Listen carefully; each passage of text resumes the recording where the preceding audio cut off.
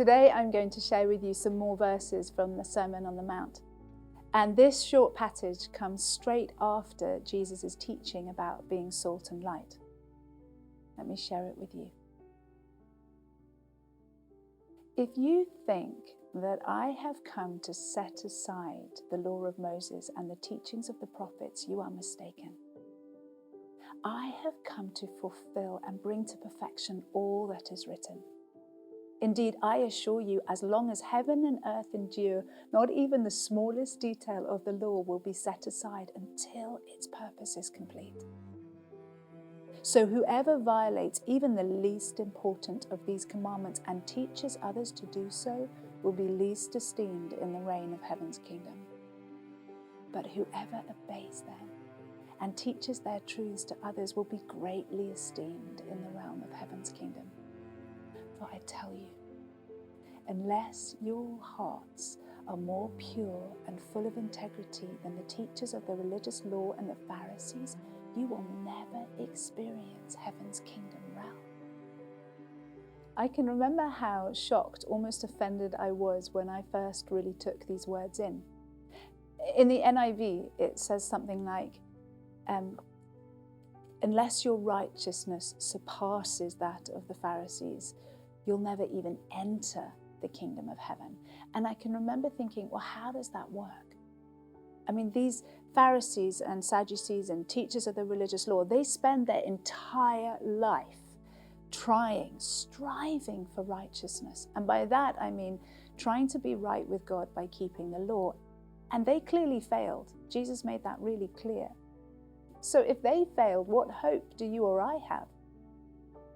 And then I realized, as I began to put myself in the shoes of the crowd who were listening to Jesus at the time, I realized they must have felt 10 times over what I felt. I mean, they knew the Pharisees and the teachers of the religious law. They lived with them. It was such a provocative statement. I can almost hear the sharp intake of breath as Jesus said the words. Because without fully understanding what he's trying to say, it's as outrageous as being asked to sprout wings and fly to the moon, although that sounds more fun than keeping all those rules more meticulously than the most meticulous rule keepers. But that's just it. As I began to study the Sermon on the Mount, I began to realize that this is the point at which Jesus is beginning to say, it is not about the rules.